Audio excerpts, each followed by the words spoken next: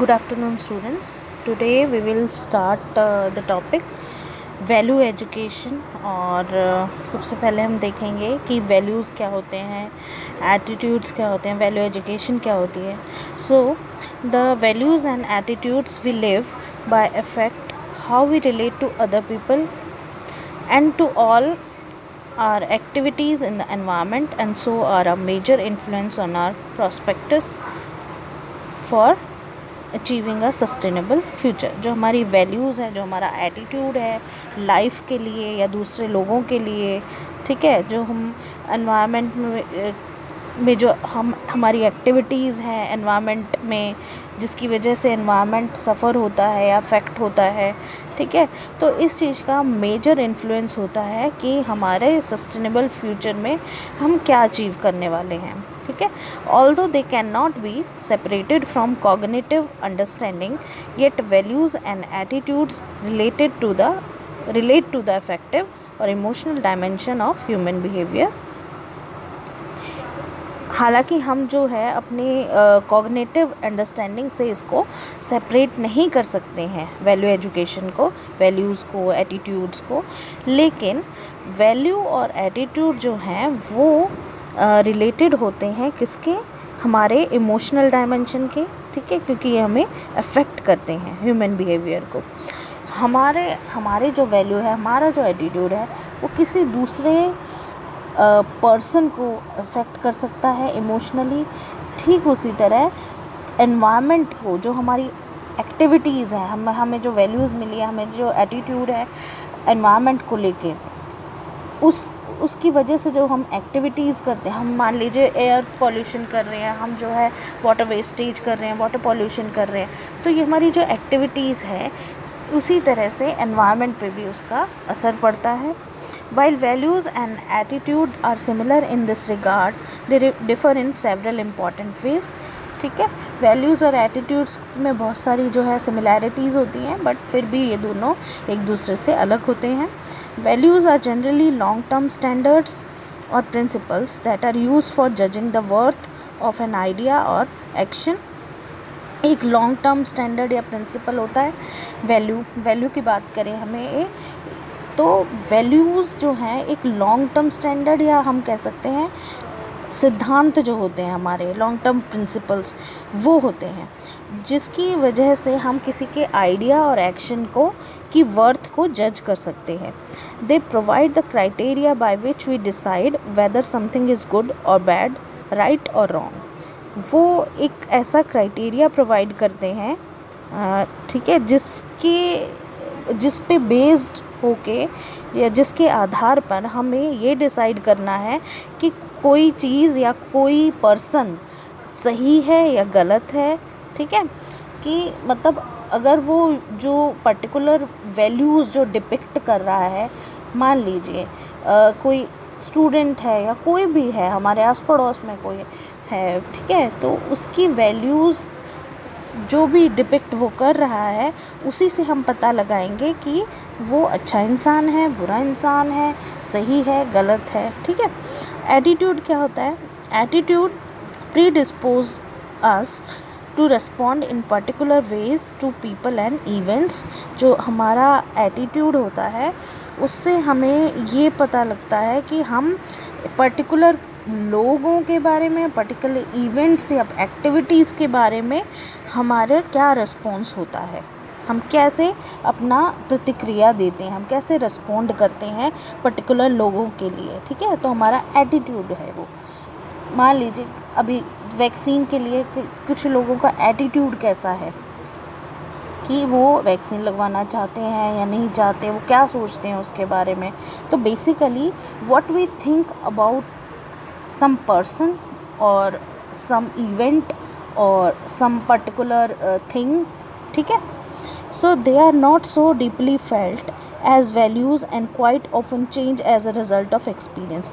हमारा एटीट्यूड हमारे एक्सपीरियंस के साथ जो है चेंज हो सकता है, लेकिन हमारे वैल्यूज़ चेंज नहीं होते हैं. ये डिफरेंस होता है एटीट्यूड और वैल्यूज़ में.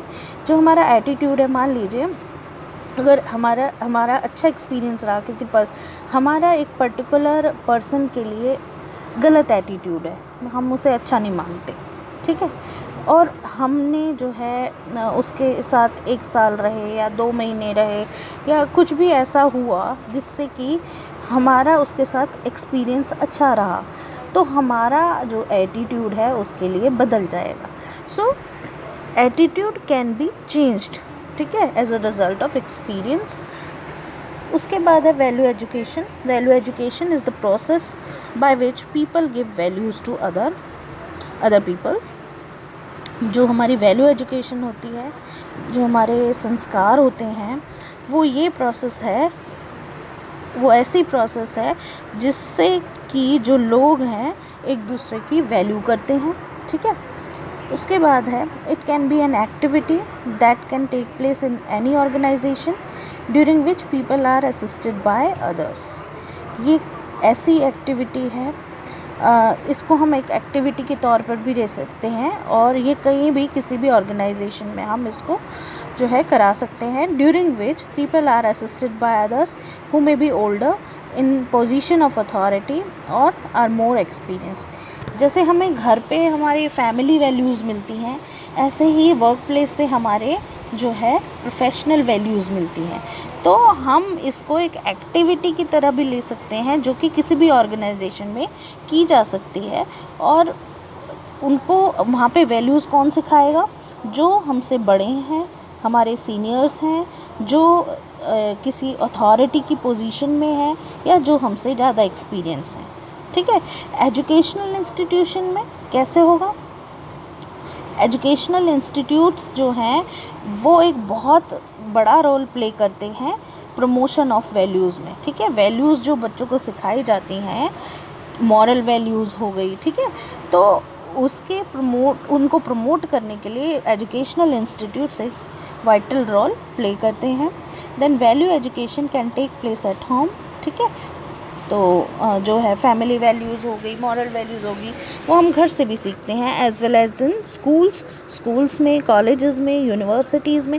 आप सुबह उठ के विश करते हो पेरेंट्स को मॉर्निंग, यहाँ आते हो टीचर्स को विश करते हो, यही वैल्यूज़ हैं, ठीक है। This is an example of values, ठीक है। एज़ वेल एज़ आप ओबीडिएंट रहते हो, कहना मानते हो, आपको डिसिप्लिन में रहते हो, ये सारी वैल्यूज़ के अंडर आती हैं। यूनिवर्सिटीज़ में सिखाए जाते हैं, जेल में सिखाई जाती हैं, ठीक है। उसके बाद वॉलेंट्री यूथ ऑर्गेनाइजेशंस होते हैं, वो जो है वैल्यूज़ सिखाते हैं। उसके बाद there are 2 main approaches to value education. Some see it as inculcating और transmitting a set of values which often come from societal और religious rules और cultural ethics। एक जो होती है, ये 2 मेन अप्रोचेस होती हैं वैल्यू एजुकेशन की। एक तो होती है इनकलकेटिंग या ट्रांसमिटिंग, जो कहाँ से सीखते हैं हम? सोसाइटी से, या रिलीजियस रूल्स जो बनाए गए हैं, ठीक है, कि भाई जो है मंदिर में जूते चप्पल उतार के नंगे पैर ही एंटर करना है, या सिर ढक के तब पूजा करनी है। ये हमारे रिलीजियस रूल्स हैं, ये वैल्यूज़ हैं। और कुछ कल्चरल एथिक्स हमारे बनाए गए हैं, ठीक है, तो उनसे आती हैं एक तो। और दूसरी जो है जो लोग खुद अपनी रियलाइजेशन से सीखते हैं कि गुड बिहेवियर क्या है, अपने लिए गुड बिहेवियर क्या है, और कम्युनिटी के लिए गुड बिहेवियर क्या होता है, जो खुद इंसान सीखता है, ठीक है। तो ये 2 चीज़ें हैं, 2 अप्रोचेस हैं जहाँ से वैल्यूज़ जो है लोग सीखते हैं। उसके बाद aims and objectives of value education. Value education should aim at the development of values of the following types. क्या क्या एम हो सकते हैं वैल्यू एजुकेशन के? Scientific temper of mind. जो वैल्यू एजुकेशन जब दी जाती है उसमें किन चीज़ों को ध्यान में रखते हुए कौन सी ऐसी वैल्यूज़ है जिनकी डेवलपमेंट होनी चाहिए, ठीक है, तो वो जो है तब जो है एम्स एंड ऑब्जेक्टिव्स जो है बनाए जाते हैं और वैल्यू एजुकेशन दी जाती है। तो पहला है साइंटिफिक टेम्पर ऑफ माइंड। जो हमारा जो गुस्सा है, ठीक है, मन की अशांति है, उसको साइंटिफिकली उसको उनके लिए उसको ठीक करने के लिए। देन लार्ज हार्टेडनेस बड़ा दिल वाला बनने के लिए, बड़ा दिल वाला मतलब आपका दिल बड़ा होना चाहिए। किसी भी कोई भी अगर आप चीज़ किसी दूसरे को दे रहे हो या किसकी हेल्प कर रहे हो, उसके लिए आपका दिल बड़ा होना चाहिए। कोऑपरेशन यानी कि आपने जो है एक दूसरे के साथ कोऑपरेट करना है, कोऑपरेशन की भावना आपके अंदर होनी चाहिए। ठीक है। वैल्यू एजुकेशन में टॉलरेंस, वैल्यू एजुकेशन जब देते हैं तो इसका ध्यान रखा जाता है कि लोगों में जो है धैर्य की भावना रहे, टॉलरेंस की भावना रहे, सहन शक्ति जो है वो ज़्यादा हो। ठीक है, आपको जल्दी गुस्सा ना आए। Respect for the culture of other groups, अपने ग्रुप के अलावा जिस सोसाइटी में आप रहते हो, आपका जो कल्चरल ग्रुप है, उसके अलावा दूसरे कल्चरल ग्रुप्स, दूसरे कल्चर के लोगों के लिए भी आपके मन में रिस्पेक्ट होनी चाहिए। To improve the integral growth of human beings, जो ह्यूमन बींग्स हैं, जो कोई भी इंसान है, ठीक है, मानव जाति से जो संबंध रखते हैं, उनकी जो है इंटरनल ग्रोथ होनी चाहिए। ठीक है।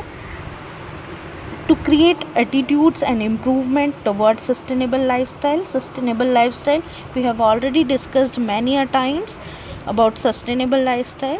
तो लोगों का जो है ये एटीट्यूड क्रिएट करना है और इम्प्रूव करना है लोगों का एटीट्यूड टुवर्ड्स सस्टेनेबल लाइफस्टाइल। फिर है to increase awareness about national history, हमें अपने जो है देश की हिस्ट्री का पता होना चाहिए, उसके लिए हमें अवेयरनेस होनी चाहिए।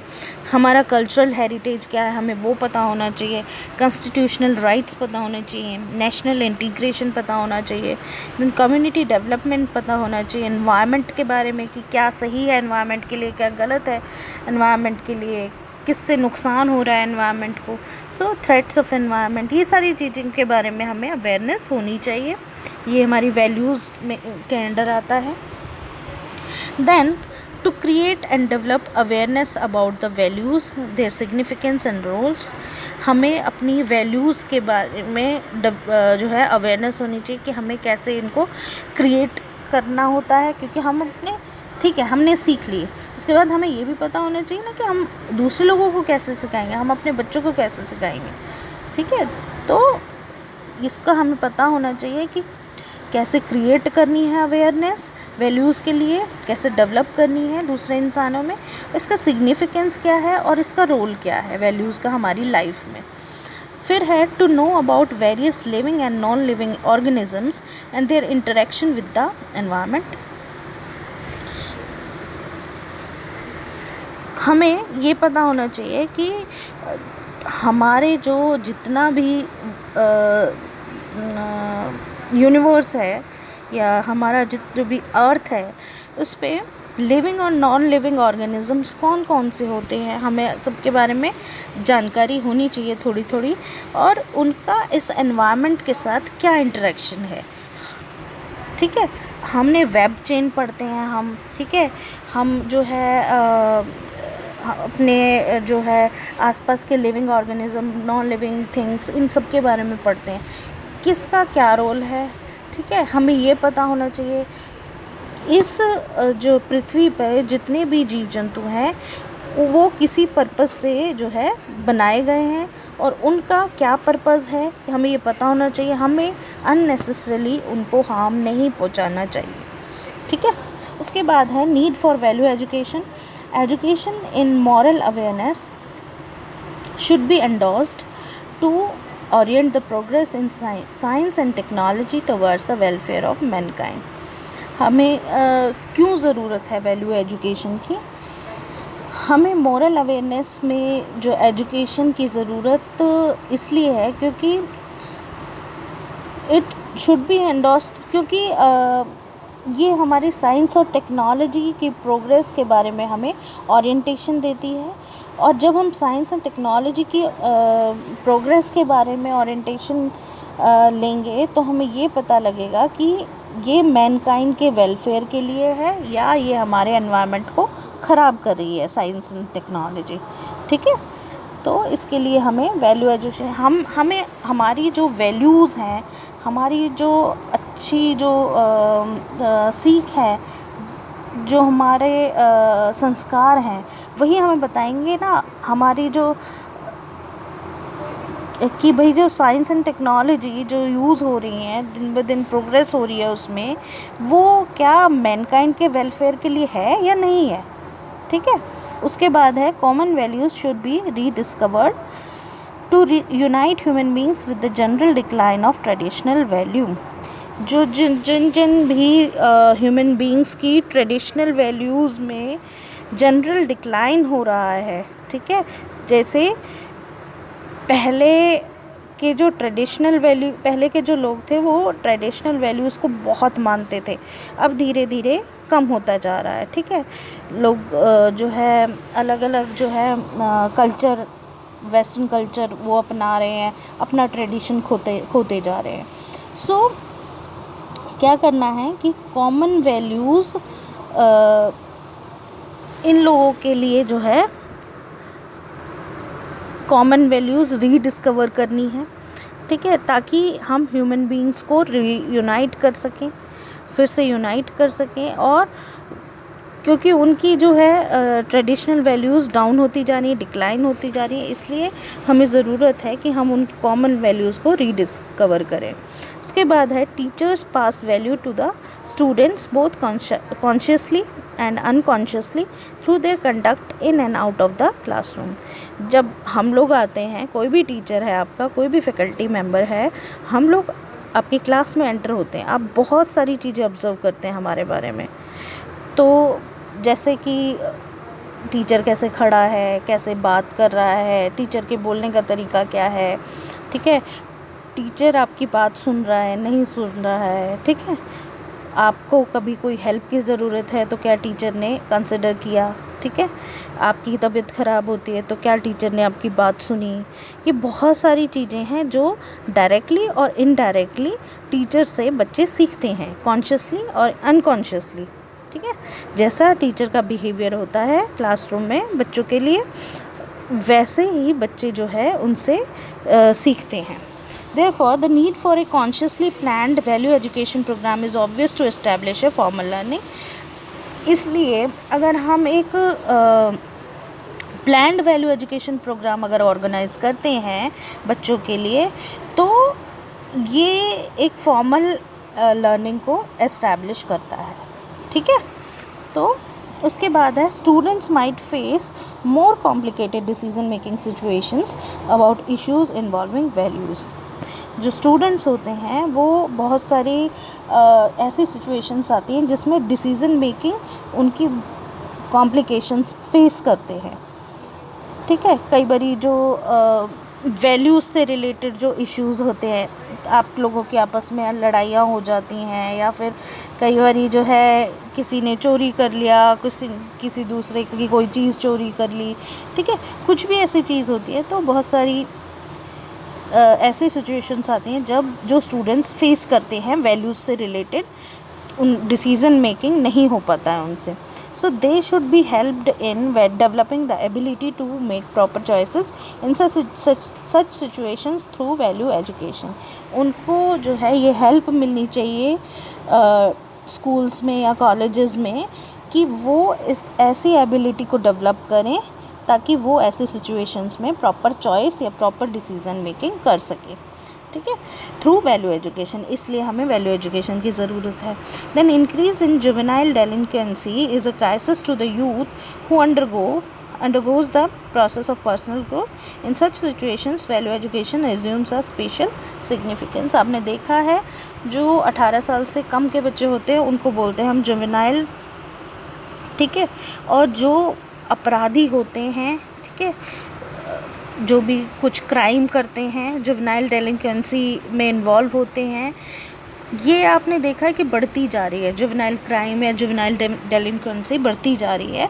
तो इसलिए हमें ज़रूरत है कि यूथ जो है इस पर्सनल ग्रोथ की प्रोसेस में जाए, इस वैल्यू एजुकेशन की प्रोसेस में जाएं, ताकि वो पर्टिकुलर सिचुएशन में कैसे जो है उन्हें बिहेव करना है, क्या वैल्यूज़ शो करनी है, इसका उन्हें पता हो। वैल्यू एजुकेशन इसलिए उनको ज़्यादा ज़रूरी है। Value education awakens curiosity development of proper interest and attitudes, values and capacity to think and जज अबाउट वन सेल्फ। जो वैल्यू एजुकेशन होती है ये हमारी क्यूरियोसिटी को बढ़ाती है, प्रॉपर इंटरेस्ट डेवलप करती है, एटीट्यूड जो है प्रॉपर डेवलप करती है, वैल्यूज़ प्रॉपर डेवलप करती है, और हमारी सोचने की कैपेसिटी को बढ़ाती है। और जो भी कोई वैल्यू एजुकेशन लेता है वो उसको जजमेंट करने में, उसको जो है डिसीज़न मेकिंग करने में आसानी रहती है। Then value education helps promote social and natural integration. जो वैल्यू एजुकेशन होती है वो क्या करती है, किस में हेल्प करती है, हमारे सोशल और नेचुरल इंटीग्रेशन में को प्रमोट करने में हेल्प करती हैं। हम कैसे जो है एक दूसरे के साथ मिलके रहते हैं, कोलैबोरेशन हो गया, हमारा इंटीग्रेशन हो गया, ठीक है, या फिर कोऑपरेशन हो गई, उसमें हमें उसको प्रमोट करने में हेल्प करती है। Then different values based on environmental education. Environmental education से रिलेटेड हमें कहाँ कहाँ से वैल्यूज़ मिलती हैं या कौन कौन सी वैल्यूज़ होती हैं एनवायरमेंटल एजुकेशन पे बेस्ड। सबसे पहले ह्यूमन वैल्यूज़।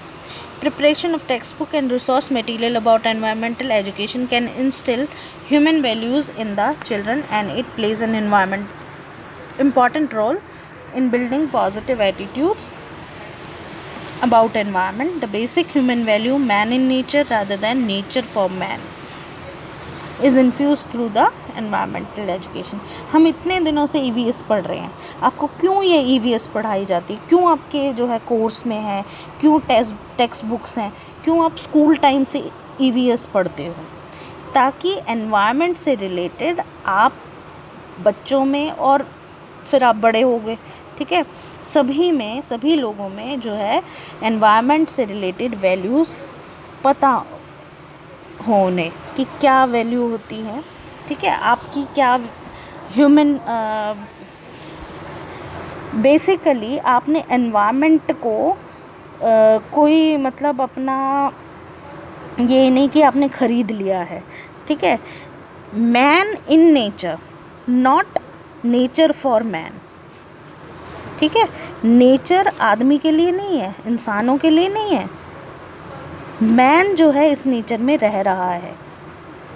आपकी ख़रीदी हुई चीज़ें नहीं है ये, ठीक है। दीज आर नेचुरल जो है डाइवर्सिटी कह लो या कुछ भी है, ठीक है। तो बेसिकली हमने क्या कहना है कि जो हमारी टेक्स्ट बुक्स होती हैं, जो हमारी जो एनवायरनमेंट से रिलेटेड जो एजुकेशन होती है, उससे ह्यूमन वैल्यूज़ जो है चिल्ड्रन में वो इंस्टिल की जाती हैं, वो डाली जाती हैं, ताकि उनमें ये एनवायरनमेंट के लिए एक पॉजिटिव एटीट्यूड बिल्ड हो। और जो वो समझता है ना कि मैन के लिए नेचर है, नहीं, मैन के लिए नहीं है नेचर, नेचर में आप रहते हो। तो ये चीज़ें आपको समझने की ज़रूरत है, ठीक है। Then second one is personal values. Personal values means the desires of individual whatever they are in the social relationship.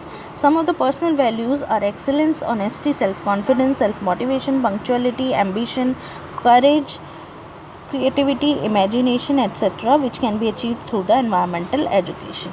ठीक है, आपने जो है इतनी सारी चीज़ें पढ़ी, इतनी सारी पर्सनल वैल्यूज़ देखी, ठीक है। आपको इन चीज़ों में मैं बीच बीच में आपसे क्वेश्चंस पुट अप करती हूँ। अच्छा, आप वाटर पॉल्यूशन को रोकने के लिए क्या करेंगे?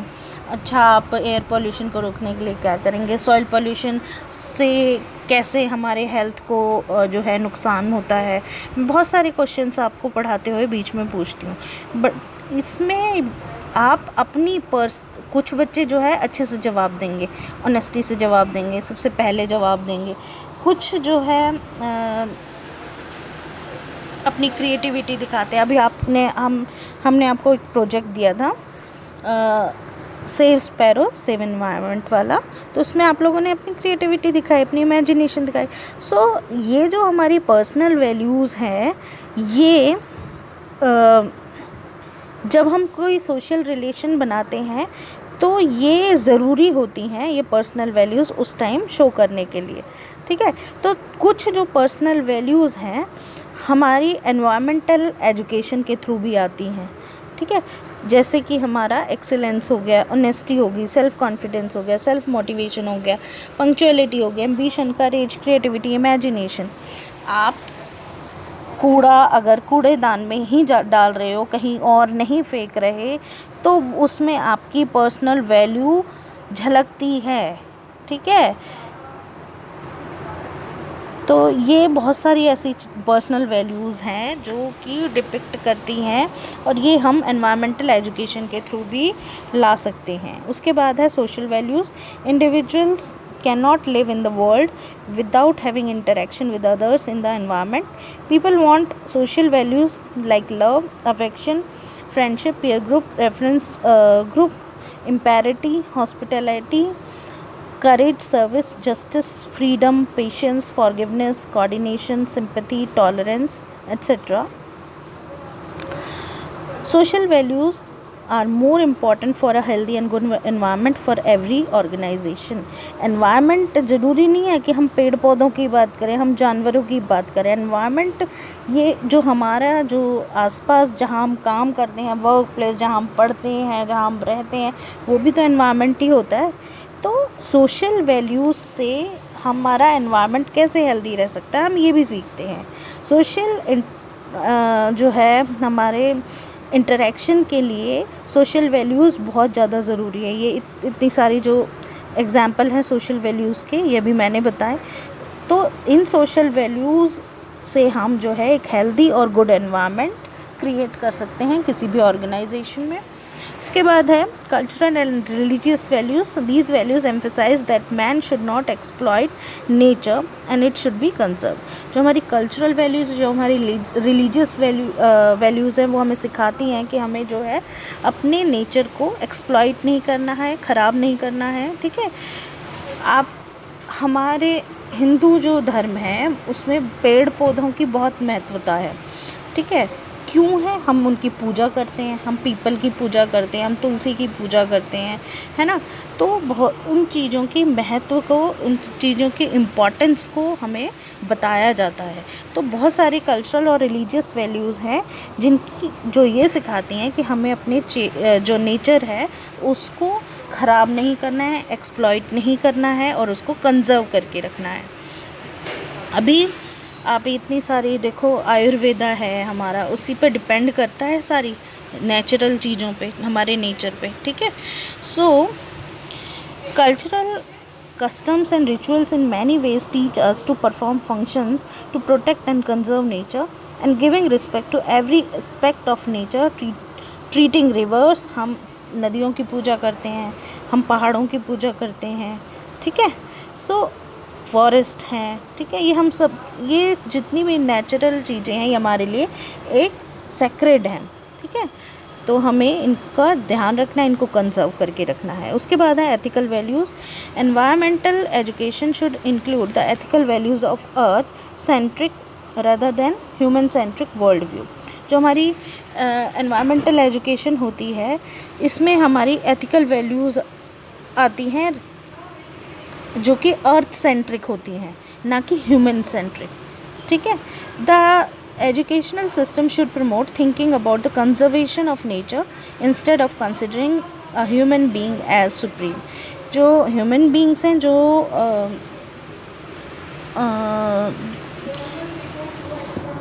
अपने आप को जो है सुप्रीम या भगवान या सबसे बड़ा ना समझे, ये चीज़ें सिखाती हैं हमारी एजुकेशनल सिस्टम। ये नेचर सबसे बड़ा है, कंजर्वेशन ऑफ नेचर ज़रूरी है, instead of considering human being as supreme, ठीक है। अभी आपने देख ही लिया है, कभी कुछ भी अभी जो साइक्लोन आया था महाराष्ट्र में, मुंबई में, देखा आपने? जो हम वाटर पोल्यूशन कर रहे थे, इतनी सारी चीज़ें, कूड़ा करकट सब उसमें हम समुद्र में, सी में जो है डिस्पोज ऑफ करते थे, वो सब साइक्लोन आया। उसके बाद आपने सी शोर की कई सारी फ़ोटोज़ देखी, वहाँ पे वो सारा जो है कूड़ा कचरा सब वापस जो है इंसान को नेचर ने वापस कर दिया। तो ये सारी चीज़ें हैं जो एथिकल वैल्यूज़ हमें ये सिखाती हैं कि हमें नेचर को बड़ा मानना चाहिए, ना कि खुद को। उसके बाद है global values, the concept that the human civilization is a part of the planet as a whole, and similarly nature and various natural phenomena over the earth are interconnected and interrelated with special bonds of harmony. If this harmony is disturbed anywhere, there will be an ecological imbalance leading to catastrophic results. आपने देखा है कि global values क्या, कि human से क्या कहती है ग्लोबल वैल्यू, कि भाई ह्यूमन जो सिविलाइजेशन है, मानव सभ्यता जो है, ये प्लैनेट का एक पार्ट है, ठीक है, और जो नेचर है वो भी प्लैनेट का एक पार्ट है, और जो नेचुरल फिनोमिना हो रहे हैं अर्थ के ऊपर वो भी प्लैनेट का एक पार्ट है। ये नहीं है कि ये पूरी जो धरती का मालिक इंसान नहीं है, ठीक है, हर एक का अपना एक पार्ट है यहाँ पे, चाहे वो ह्यूमन सिविलाइजेशन है, चाहे वो नेचर है, चाहे नेचुरल फिनोमिना जो भी हो रहे हैं, ठीक है। These all are interconnected and inter related with special bonds of harmony. अगर ये बॉन्ड ऑफ हार्मनी कहीं भी डिस्टर्ब होती है तो इकोलॉजिकल इम्बैलेंस होगा और उसके बड़े ख़राब रिजल्ट हो सकते हैं, जैसे कि अभी आप देख रहे हो ग्लेशियर पिघल रहे हैं, ठीक है, ग्लोबल वार्मिंग की वजह से। तो ये यही चीज़ें हैं। उसके बाद है spiritual values, the ultimate ethical value is called spiritual value. Spiritual values are piety, meditation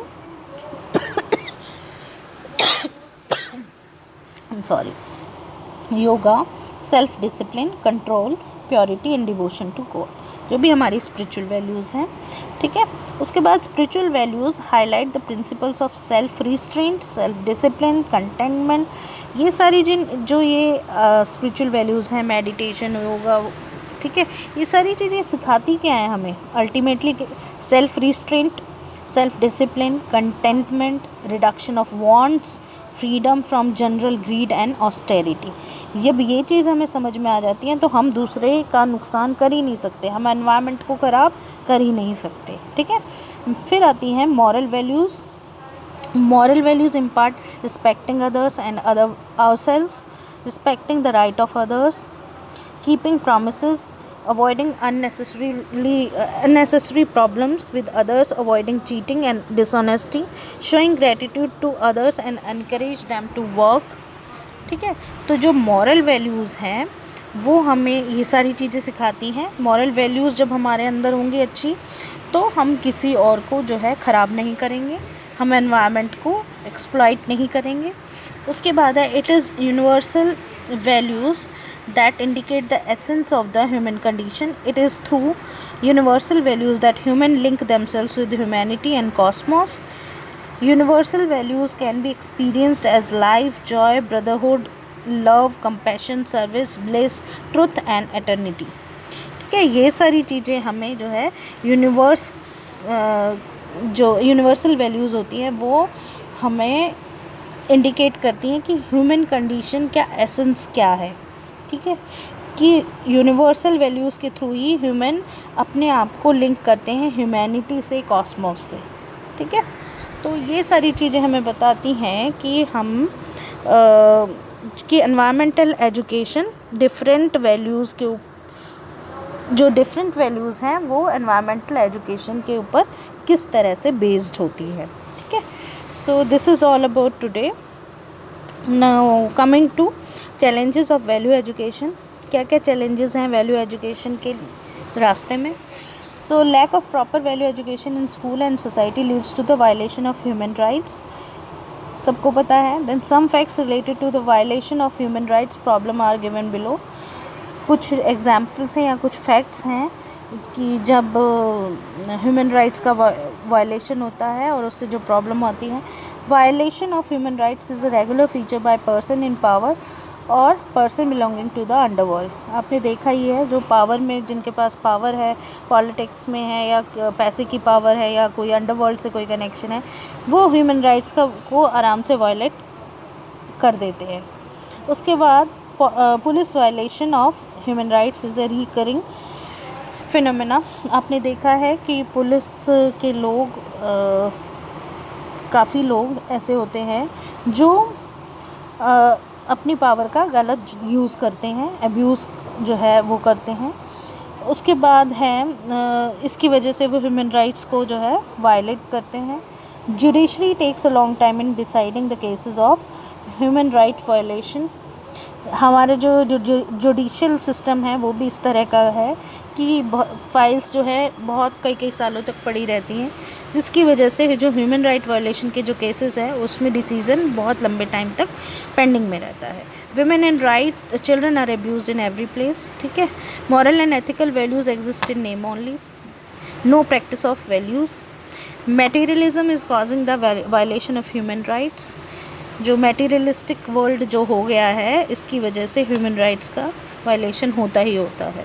उसके बाद है enforcement machinery is dilatory and lakhs the desired powers. जो एनफोर्समेंट मशीनरी है, जो हमारे लॉज है, ठीक है, वो डायलेटरी है, ऊपर से ही है, और इसमें जो डिज़ायर्ड पावर होनी चाहिए वो नहीं है।